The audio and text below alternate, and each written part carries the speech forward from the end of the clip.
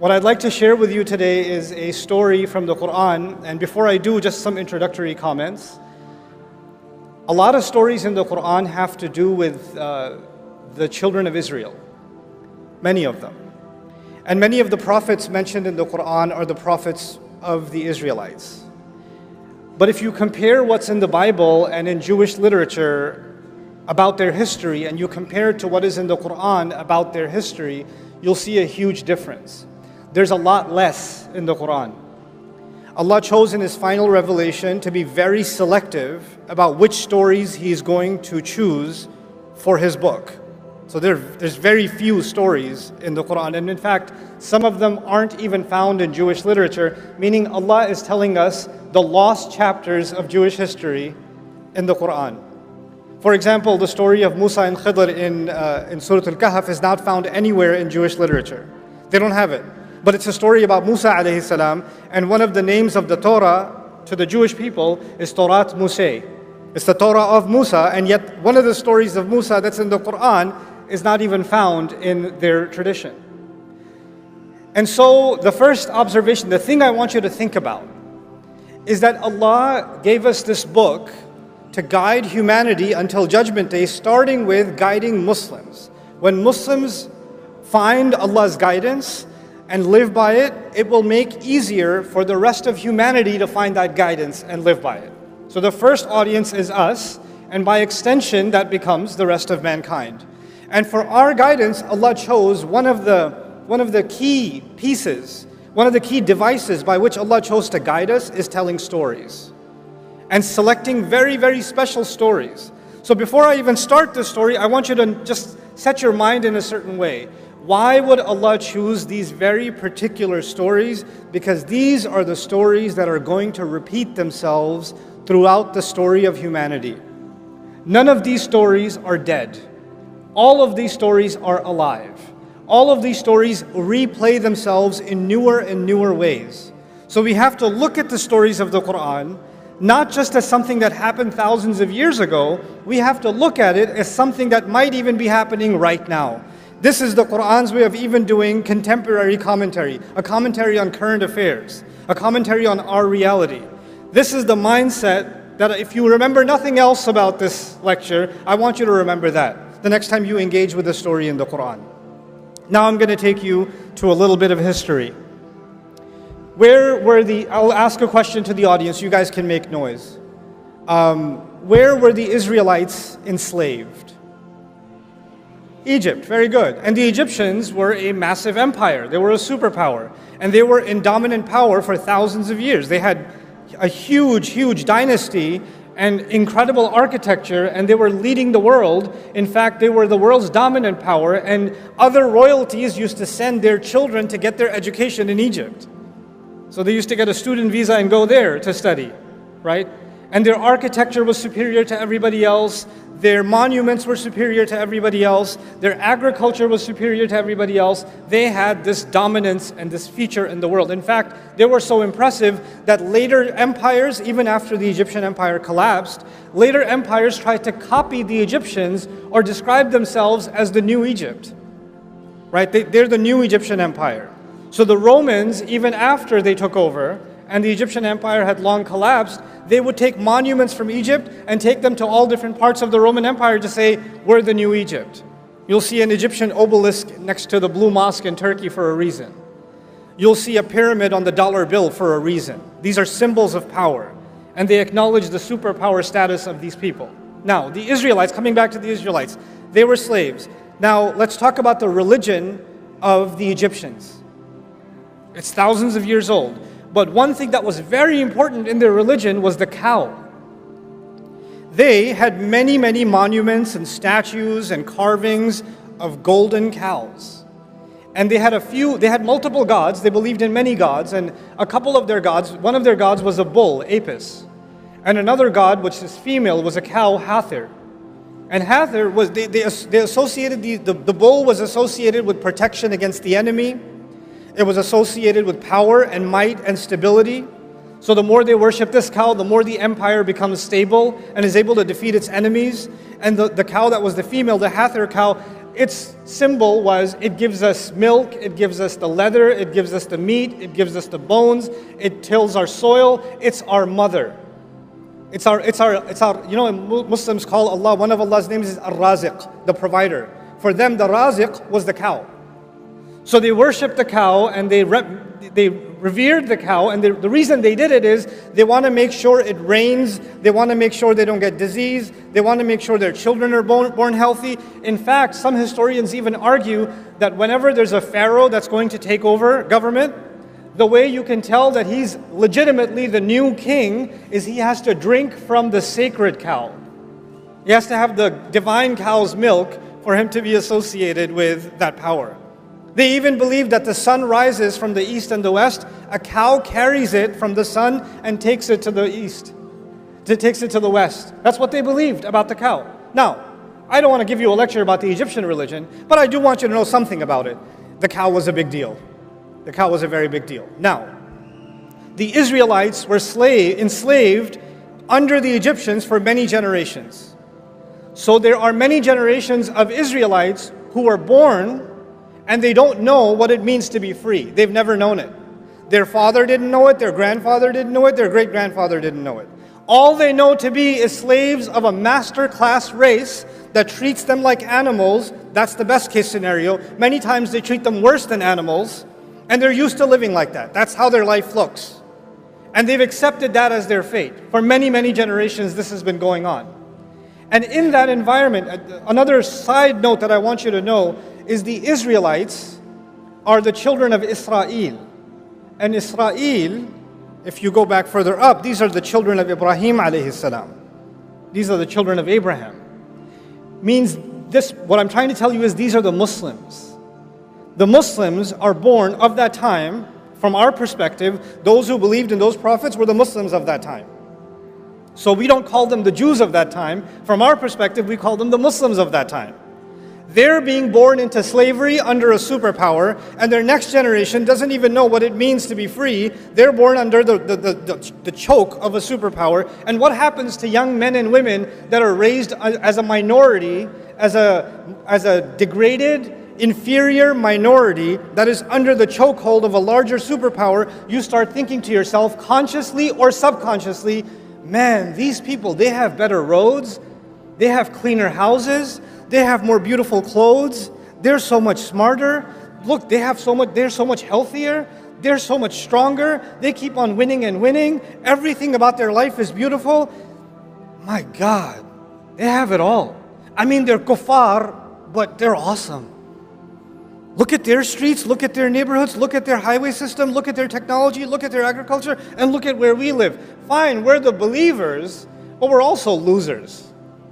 Yes, they are the kuffar, but they are, oh my God, look at them. So they develop this kind of a love-hate relationship with their master. We hate the master because he's enslaved us, but we also kind of love the master because they live the life, man. They live the life. This is the environment in which the Israelites spent many generations. Now, let's fast forward. Allah reveals the message to Musa alayhi salam. There's a conflict between Musa and Fir'aun, and eventually the Pharaoh drowns, and the Israelites are finally free. Yes? They're no longer living in slavery. After being enslaved for generations, now they get a taste of freedom. Now they have a taste of freedom. And in that time, many adventures happened. I'm going to highlight two of them if time permits. I have so many things to share with you about this story, but I'm trying to be as selective as I can because I respect two things. One, the time that I've been given. Two, your attention span. I'm staring at some of you. You don't know this, but I'm staring at you. Yes, you. You right there. Yeah, you. Yep. That's you. Yeah. Yeah. Actually, I didn't point at anyone, but you felt paranoid.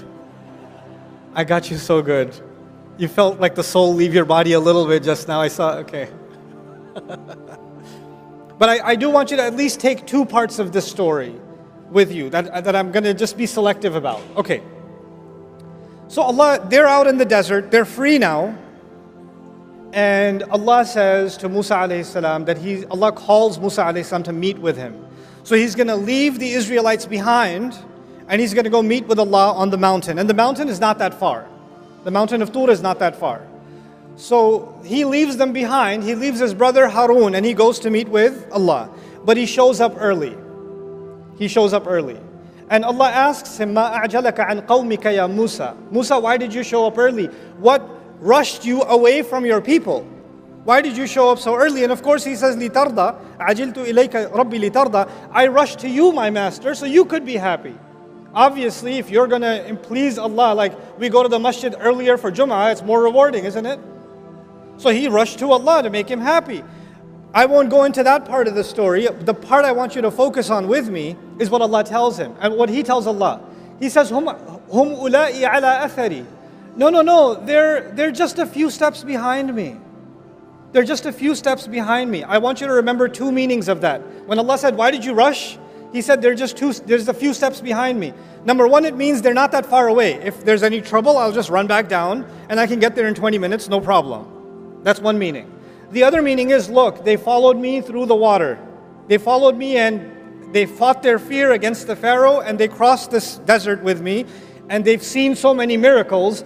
I'm pretty sure they're going to respect my leadership if I'm just gone for 10 extra days. Nothing's going to go wrong. They're still on my footsteps. They're still, I'm pretty sure they're going to be okay.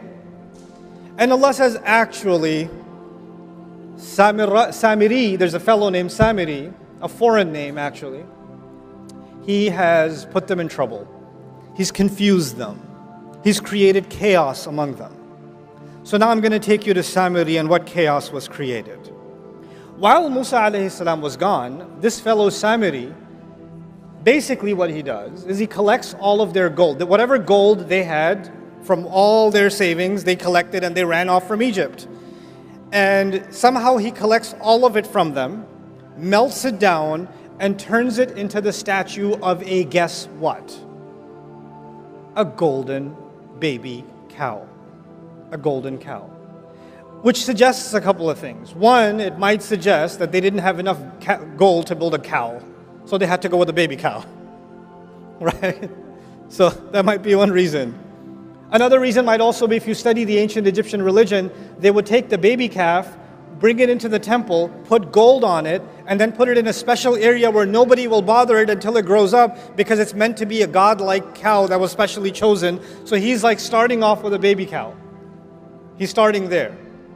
Now, this whole cow business, does it have anything to do with Islam or does it have to do with the Egyptian religion? This is the Egyptian religion for thousands of years. And these Israelites lived as slaves and psychologically occupied for many generations under the Egyptians, yes? So all of a sudden he builds them this cow and he makes openings in it so when the wind blows it makes a mooing sound. And all of a sudden you find that many Israelites are now worshiping this cow. When I first read this story, I was confused. How? How do you just, hey, look what I made. Oh my God. Like, why would they just all of a sudden fall into worship of this thing? It's not an alien phenomenon to them. They've seen this kind of thing before. Where have they seen it? In Egypt, for generations. But they're Muslim. They're not pagans. They're not following the religion of Pharaoh. No, they're not following the religion of Pharaoh, but something happens in the conscience of believers and the conscience of minorities when they live under a powerful majority. You start thinking their roads are better, their clothes are better, their homes are better, their armies are better, their wealth is better, their religion and their philosophy and their way of life and everything they think important must also be what? Better. Which is why you can find Christmas trees in homes in Karachi. This is the reason. You start adopting, you say, oh, we hate them, they have all the power, they have all of this. But you know, they are better. They are, and you start taking some of those values and you start mixing them in with your religion. And you say to yourself, well, I mean, if they became a superpower, obviously they were doing something right. And if they keep praying to these cows to protect them and to nourish them, clearly they got protected and they got nourished. So it's not like they're all wrong. Fine, I'm Muslim, but I mean, I don't want to take my chances. It can't be, it's not like I'm leaving Islam. It's just a little bit, it's shirk with a lowercase s. Right? It's not that bad.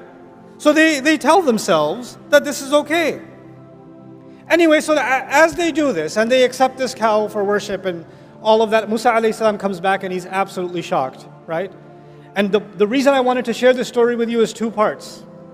One part of it is, why did Samiri do this? What got into him? Like, what was his agenda?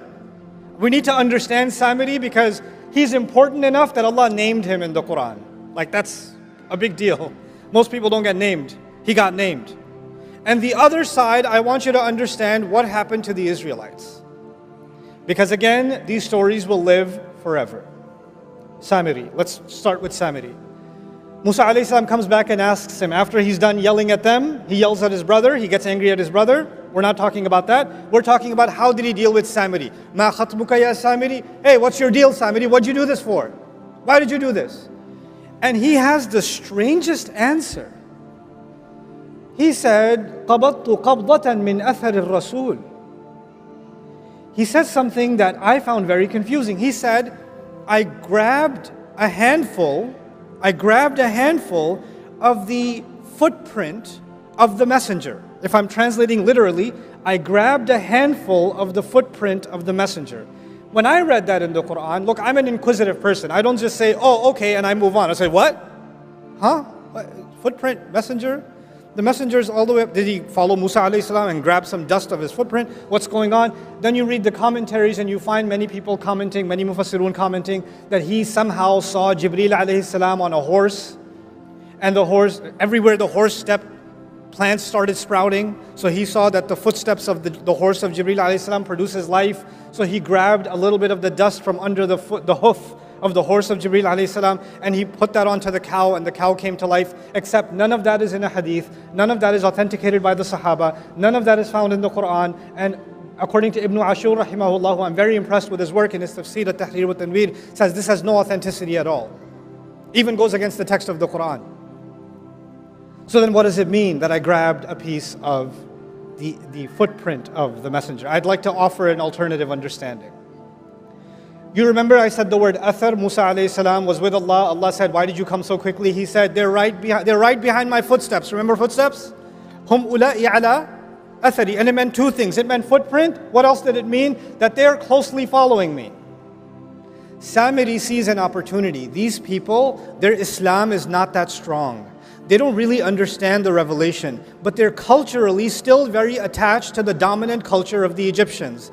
I can create a religion, an alternative religion that I'm not going to say it's not Islam, I'm not going to say it's shirk, I'm not going to say it's the religion of the pharaohs, I'm still going to call it Islam, but I will create a cult within them that are still impressed with the old ways, and that way I will have a handful of the kind of impact and following that is meant for the messenger. They will take me as a lesser kind of messenger. They won't officially call me a messenger, but they're going to follow me cult-like anyway. And so there is Islam given to prophets like Musa alayhi salam, and then there are cults that people like Samiri run by taking the gold of the people and giving them something they want, giving them something pagan. Of course, that never happened in Islamic history, ever, especially not in South Asia, especially. The kind of cults that we create, in which we identify certain people as so connected and so they have connection with the ghaib and they have these powers and all of this. None of this stuff was Islam. None of this stuff. And Allah warned us this will happen with the story of Samiri. But it goes a step further. Allah Azza wa Jal told us in the Quran that when Musa alayhi salam was on the mountain, when he was on the mountain, Allah told Musa alayhi salam, by the way, even among your believers, even among the Muslims, سَأَصْرِفُ عَنْ آيَاتِي الَّذِينَ يَتَكَبَّرُونَ فِي الْأَرْضِ بِغَيْرِ الْحَقِّ. I'm going to turn away from my revelations those who are arrogant in the world, those who seek to be great themselves. What did Samiri want? He wanted a following. He wanted to make money off the people. He wanted to become the religious leader. He wanted to become the cult leader. He wanted power in the world. Allah says, people like that, I will turn them away from my ayat. And then all the others, why did they follow him? Here's another subtle point that I really, really want to make sure you remember. We have a concept of God in Islam. And the Egyptians had different gods, deities in their religion. And Hinduism has gods. Christianity has a concept of God. Judaism has a concept of God. What separates Islam's concept of God, especially from pagan religions? Especially like the religion of the Egyptians. The religion of the Egyptians, the way, if you can understand this simply, it's transactional. I give the God something, he gives me something back. I sacrifice something for that God, he gives me freedom. I make sure I build a golden statue in his name, he protects the country, etc., etc. It's always a transaction. You give, we give and get, give and get, give and get. And so, the Israelites are now, their concept of God itself, even though they believe in one God, has now been corrupted into a God that is transactional.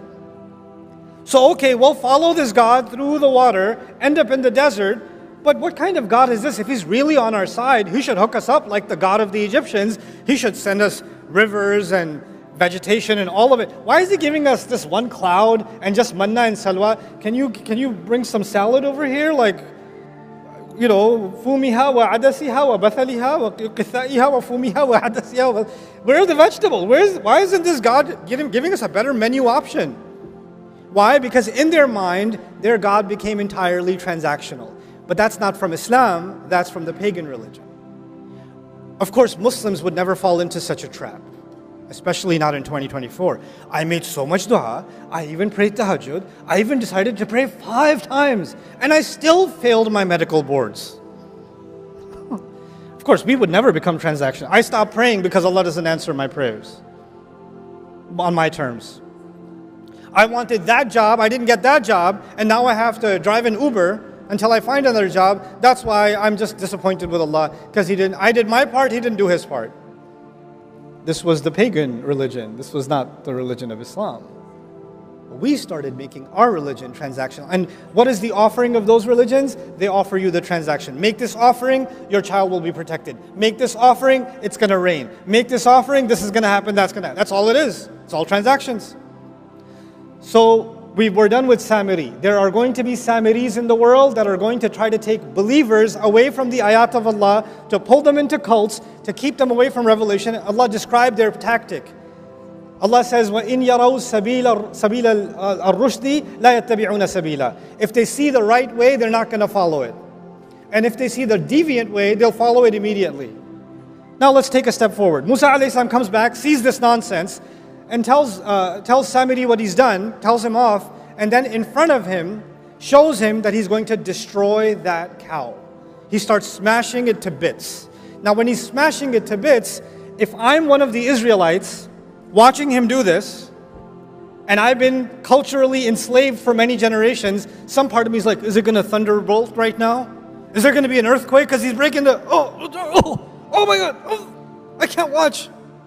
And then he's going to take it, break it, and he's going to drown it into what? The river.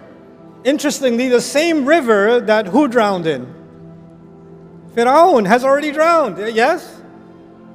It's as if Fir'aun drowned, but the poison Fir'aun put in these people still hadn't drowned. That also needs to drown. That's Samiri, fine. What about the other side? The other side is the people who followed him, the people who believed him. They still, even if the idol is broken on the outside, that doesn't necessarily mean the idol inside has broken. They still possibly believe it. So Allah reveals this interesting test to them that I had my beloved friend Ibrahim recite. Allah commands you to slaughter a cow. He tells the Israelites, you need to slaughter what? All of you are going to slaughter a cow. Now, okay, Samiri will face the curse of the cow that he wrecked. But now all of you better slaughter your cow. What is that going to prove? You no longer have any special connection with the cow. The idol worship that is inside you, hiding somewhere, needs to be broken. The cultural colonization that you're still living under needs to be broken. It needs to be slaughtered. And when they first heard this, they were in shock. By the way, when Samiri asked them to worship a cow, did they do it immediately? Yeah. But when Musa asked them to slaughter a cow, did they do it immediately? No, they said, what are you kidding? أَتَتَّخِذُنَا هُزُوًا? You think we're a joke? Are you taking us for a joke? They got offended. They got shocked. What did Allah tell Musa on the mountain while they were doing this? Allah said to him, if they were to be called to the right way, they won't follow it. And if they see the wrong way, they will follow it. So what is going to happen to these people that get away from the revelation? When they see something crooked, easily followed. When they see the right way, they start asking a lot of questions. It's so complicated. I'm not sure. I have a lot of questions about salah. Where are you supposed to put your hands? I don't know where to put my hands. How far apart should your feet be? It's so hard. It's so difficult. But the Christmas tree is really easy. The wrong thing's super easy. But the right thing, I got a lot of questions. What kind of cow? I'm confused. What kind of cow? And what did Allah do? Allah said, a cow that's never been bothered. It's not too young and not too old. Which, by the way, not too young and not too old, perfect age, that would be the sacred cow in Egypt, isn't it? And then they said, oh, okay, yeah, fine, but color. And what color did Allah say? What color? Anybody know? Yellow, golden. Because you're meant to slaughter the gold. The more they're asking because they don't want to do it. And the more they're asking, the answer is taking them more directly to the one thing they don't want to do. It's taking them right back in that direction. And then he says, La shiyat, the last time they asked, okay, fine, we're confused. Can you just tell us more about this cow? Oh, it's a cow that's never been put to work. It's been left alone. It doesn't have a single blemish or a tarnish. Guess what? The sacred cows of Egypt, did they put them to work in the farm? No, they kept them in special areas and gave them luxury life. Right? It would be ironic if they gave them leather sofas. That would be kind of funny. But anyway. But the idea is, Allah is now describing the cows of Egypt by the story. And what's the most amazing part of this at the end is, Allah says, فَذَبَحُوهَا, they finally did slaughter it. But then Allah says, وَمَا كَادُوا يَفْعَلُونَ, and they almost didn't do it. Listen to that. They almost didn't do it. Why would Allah say that? Allah is telling us that for generations to come, whenever believers are going to be colonized, whenever believers are going to be dominated, and there's such a thing as political domination, military domination, economic domination, but there's also such a thing as a cultural domination, a psychological domination, a spiritual domination. And when you live subjugated for so long, you start developing an inferiority complex. And the people, white people are just smarter. What are you going to do? Starts coming inside your head. They're just better. When you're at school, you're being made fun of. You're less and less and less. And something in you says, if I act more like them, I'll be more acceptable. If I dress more like them, I'll be more acceptable. If I look more like them, behave more like them. If I change my name to sound more like their name, they won't ever accept me, but at least I'll feel like I'm closer to the winning team. The pharaohs will never accept the Israelites as equals. But the Israelites are still enamored with their religion, isn't it? Your inferiority complex can get so strong that you're almost worshiping this culture and you've mixed it in with your religion. You're not willing to say that I've left my religion. No, I have my religion, but really I have a lot of affinity for all of this Firaun cow that lives inside me. So the reason I wanted to bring this to your attention is that there will always be, within the Muslim world, there will always be Samiris. Always. And there will always be Muslims who are going to be susceptible to having reverence for their own version of the cow. There's going to be something cultural, something economic, something in our practices. And we're going to have to take a deep look within ourselves. Where does our sense of pride, sense of value, sense of purpose, where does it come from? Where did we adopt these values from? Why are we so committed to being this way or that way? When you have a young child in school and they are trying to copy all of their other friends and they're yelling and screaming at home because they don't have a device that all their other friends got for their birthday or whatever else, they're having a tantrum. What are we already preparing these kids for? The worship of the new cows of this generation. That's what we're preparing them for. Instead of being able to think for themselves and free themselves from it. Allah gave us these stories because these problems will never die. And we have to be aware of these problems so we can be mindful of them. This is the last bit of my message that I want to share with you tonight. This story occurs in Surah Al-Baqarah. towards the beginning of Surah Al-Baqarah. And the latter half of Surah Al-Baqarah, Allah told us that He made us a balanced nation. وَكَذَلِكَ جَعَلْنَاكُمْ أُمَّةً وَسَطًا. That's what He told us. Why is Allah talking about the Israelites first? You know what an orientation is? Here's the people that came before you that had your job. Here's why they got fired. You're up next. Don't make their mistakes. The reason the first half of Al-Baqarah is highlighting these chapters of the Israelites is because these are the exact mistakes that are most likely going to be repeated by the Muslims. So before Allah talks to us, He tells us about them. He tells us about them. And instead of focusing on the instructions that Allah has given that are so simple and so clear, if we start distracting ourselves with, oh, it's so difficult, there's so many schools of thought, I don't know where to put my hand, I keep trying to measure the size of my beard and I can't figure out which one I should go with, I don't know about, the texture of the hijab or this or that. The more you do this, you want to dive into the details, the color of the cow, the size of the cow, the more you want to do that, you know what's going to happen? You're going to continue to be culturally colonized while you're fighting over these minutia details. That's what's going to happen. It's time the Muslims liberate themselves mentally. Before we can liberate ourselves politically, economically, socially, psychologically, we need to liberate ourselves intellectually, spiritually, psychologically, emotionally, internally. It is time. Look, guys, we're in a crazy time in the world. Nobody could have imagined 5 years ago, 2 years ago, nobody could have imagined that there are going to be, there's going to be a white teenager in Ohio crying on TikTok about what's happening in Gaza. Nobody could have imagined that. That was come on, what are you talking about? What universe are you talking about? Right? The world has changed. What's remarkable about the world today? There's a new level of awareness, and that will never go back.